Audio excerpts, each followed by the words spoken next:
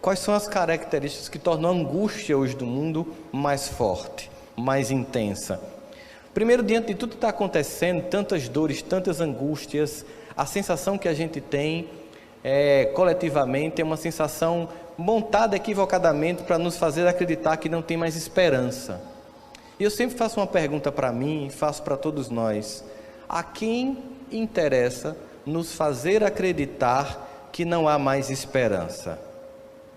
A quem interessa nos fazer acreditar que nós não podemos mais fazer nada pelo mundo e por nós mesmos e por quem nós amamos?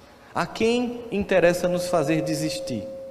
Cada um vai dizer um nome, uma conspiração, ou mal, enfim. A grande questão é, eu não estou me preocupando quem se interessa em me fazer parar. Eu decidi não parar. Eu não estou preocupado em perder minhas energias para tentar descrever quem está tentando desconstruir. A gente tem que tentar construir.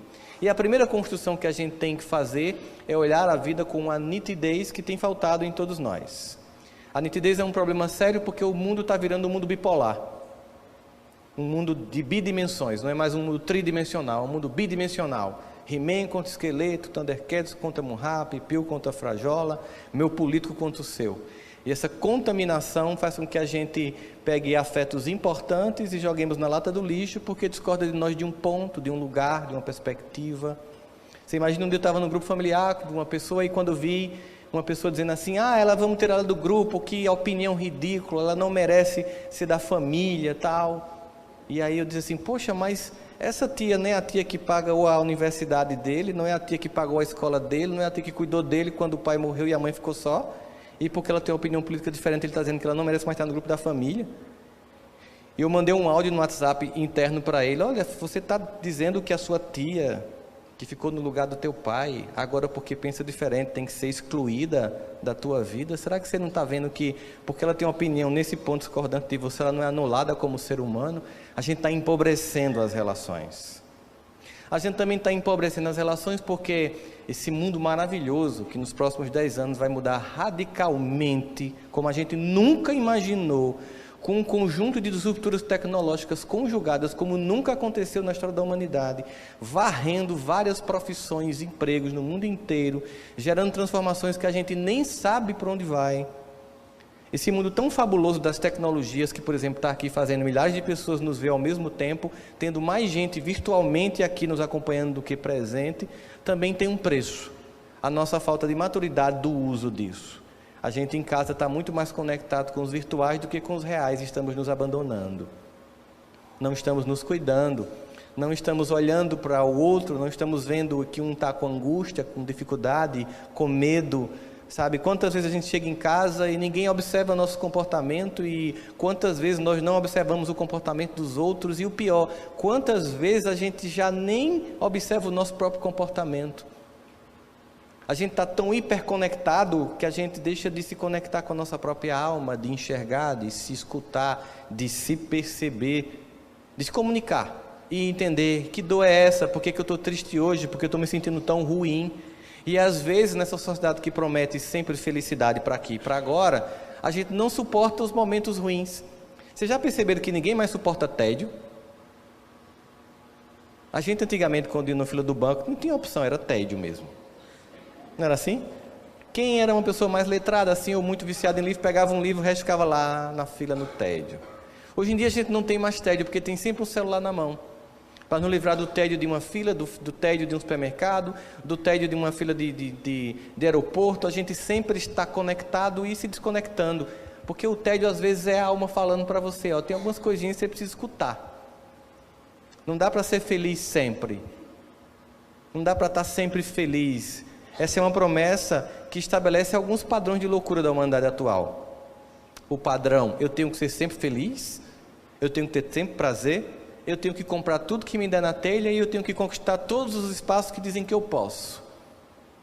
E aí se começa uma falácia de que todo mundo tem que ter felicidade e se esquece que a felicidade é uma forma de viver a vida, inclusive a forma lúcida de suportar os momentos que reputamos de infelicidade, que damos o nome de infelicidade porque ainda há imaturidade e porque depois de um tempo A gente, de tanto perceber as muitas infelicidades que nos tornaram mais capazes, somos capazes, antecipando a experiência de já sentir na infelicidade e agora aprendizado. Aí eu não perco tempo em ficar lamentando aquilo que eu estou aprendendo, para não repetir a lição. Entender exatamente o que Paulo dizia: em tudo dai graça, porque esta é a vontade de Cristo Jesus para convosco. Mas Paulo, até na desgraça eu devo dar graça. E que graça tem dar graça na desgraça? Talvez a questão seria não o conceito de graça, mas o nosso conceito de desgraça, que está equivocado. Porque Paulo percebia graça em tudo. Então talvez eu precise ter esse olhar desse que seria o modelo prototípico de um homem que se converte à mensagem de Jesus. No sentido não de mudar de uma religião, mas de mudar de atitude. Essa sim é a verdadeira conversão. Não é mudar de forma de crer, mas é a forma de viver a própria vida, a partir dos parâmetros estabelecidos pelo norte luminoso, que é chamado Jesus de Nazaré. E aí Paulo vai então entender que desgraça é a forma infantil como eu vejo as dores comuns da vida. As perdas, os relacionamentos que não funcionam, os sonhos que não se realizam. E a gente começa a perceber que as pessoas que conseguem construir habilidades na vida, elas têm essa capacidade de, diante das coisas, ao invés de perceber desgraça, perceber aprendizado. Às vezes você pega um exemplo que não tem nada a ver e percebe essa dinâmica psicológica, de alguém que percebe no que muitos reputariam como derrotas e erros, como uma graça contida no aprendizado sequente. Eu gosto muito de uma história aqui muito conhecida de todos nós, porque estamos aqui cercados das bisnetas ou tatarasnetas das invenções, da invenção mais conhecida de Thomas Alva Edison, que é a lâmpada elétrica, aquela clássica da GE, que a gente já teve em casa. Vocês já acenderam aquela que era no próprio bocal? Entregou a idade. O cara que acendeu uma lâmpada no bocal é velho. Já me sinto mais confortável. Em algum momento o bocal estava descascado e você ficou lá. Já passei por isso. É punk, o cabelo arrepia, você cai e você pensa, morri. E quando você olha, está lá. Thomas Alva Edison era um homem que vivia essa experiência como qualquer um de nós. A vida. A busca de um objetivo focado. No laboratório dele havia vários homens com a mesma competência dele, técnica, dentro de um laboratório com os mesmos equipamentos. Na milésima experiência, na biografia dele, conta que uma pessoa olhou para ele e disse: alguém com a mesma competência técnica, com os mesmos equipamentos, mas sem a mesma visão de mundo. E essa é a diferença. Dr. Thomas desista. E ele, surpreso, perguntou: por quê? E o outro disse: porque é a milésima vez que o senhor tenta e não consegue. Você percebe que da perspectiva desse homem que pediu para ele parar, ele tinha cometido 1000 erros.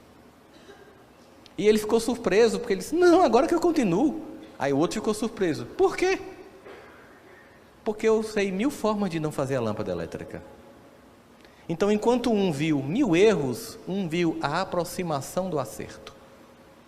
Então, o que para um era desgraça, para outro era graça. A graça de insistir, persistir, até conquistar. Quantas vezes na vida é essa nota só que vai fazer a gente chegar? Sempre a mesma coisa até que alguém te escute, ou até que a coisa funcione. Algumas centenas de experiências depois, ele tirou a lâmpada elétrica, ele tirou o oxigênio do bulbo, gerando um vácuo que não aquecia o vidro, e a gente conhece a lâmpada elétrica, e todo mundo sabe quem é Thomas Alva Edison, que entre as muitas invenções dele, a pedido de Santos Dumont, que queria ver a hora no seu 14 bis, sem ter que botar a mão no bolso para puxar um relógio, ele inventou o relógio de pulso, para que Santos Dumont, só fazendo isso, enxergasse a hora. Estamos aqui todos com a invenção de Thomas Alva Edison, com um monte de tataranetos da invenção de Thomas Alva Edison, um homem que não viu desgraça nos erros que ele cometeu, porque nem erro ele reputou, mas apenas viu como aproximação de acerto. Assim na vida, quantas vezes para poder acertar, eu tenho que errar? Seria prudente olhar para uma criança que, aprendendo a andar, cai, e dizer que ela peca, erra e merece ser punida, ou comemorar cada capacidade que ela tem de levantar de novo? Seria prudente olhar para uma criança que aprende a ler gagueja e dizer que ela peca e erra e puni-la, ou ficar feliz por cada sílaba que ela consegue juntar, por cada palavra que ela consegue ler e finalmente uma frase, um texto, um livro? Assim Deus nos vê, com nossas tentativas. O filho pródigo, com todos os seus erros, não volta para ser julgado, não volta para ser condenado, mesmo que ele veja isso, ele ache que mereça isso, o paradigma é quebrado quando o pai, sorrindo de braços abertos, na figura belíssima de Jesus, vai ao encontro dele, comemorando aquele que retorna depois de um longo e doloroso aprendizado. E quantos de nós talvez não esteja nesse momento, com vergonha de voltar para a casa interna do coração e encontrar Deus, sem coragem de encarar e dizer: eu não tenho coragem, Pai, depois de tudo que eu fiz, de voltar. E Ele lá, serenamente esperando que você venha como você está, para te transformar numa nova criatura. Olhar para essas experiências todas que fazem parte da nossa vida, da nossa existência. Mas muitas vezes a gente se pergunta: como é que